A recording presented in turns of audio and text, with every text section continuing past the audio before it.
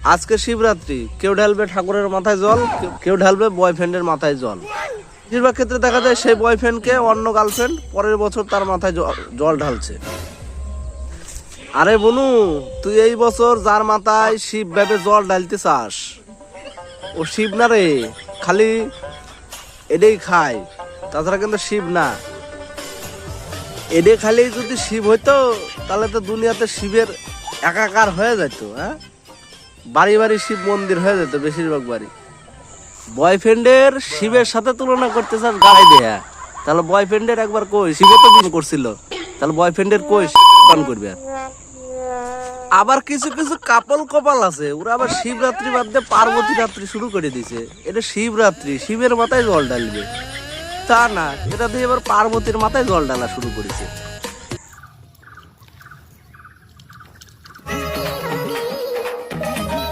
থাম বুনু থাম, তোর এই ভক্তি দেহা স্বয়ং মহাদেব ডুগডুগি ছুঁড়ে মারবে রে।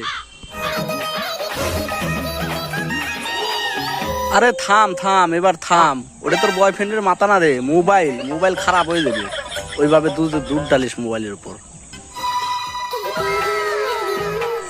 কি পরিমাণ ভালোবাসা থাকলে এরকম বয়ফ্রেন্ডের সাথে ভিডিও কলে নিয়ে মাথায় জল ডালে, দুধ ডালে, তাহলে ভাবো এরা কি পরিমাণের ভালোবাসা।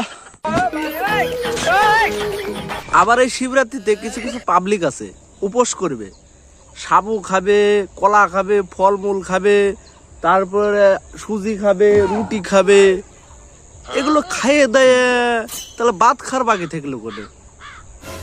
এগুলোর আবার উপেশ কয়, কিছু বুঝে পারি না। উপেশ যদি করা লাগে একবারে খাঁটি উপেশ করো, আর নাইলে উপেশ করা বাদ দাও। তুমি খাইবেও আবার উপেশও করবে, এবার কোন ধরনের ব্যাপার হয়ে গেল? আর এই গাবলাবাজি দিয়ে উপেশ করবে, আর ঠাকুর গাবলাবাজি বর দিয়ে দিবে, আর তখন কইবে ঠাকুর আমার কপালে গাবলাবাজি বর দিছে।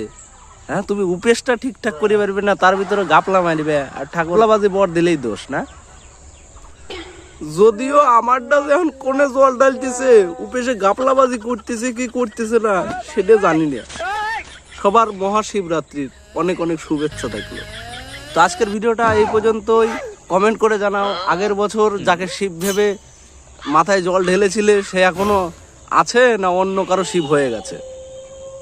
ভিডিওটি ভালো লাগলে লাইক করে দাও, কমেন্ট করে দাও এবং আমার চ্যানেলটি সাবস্ক্রাইব করে দাও।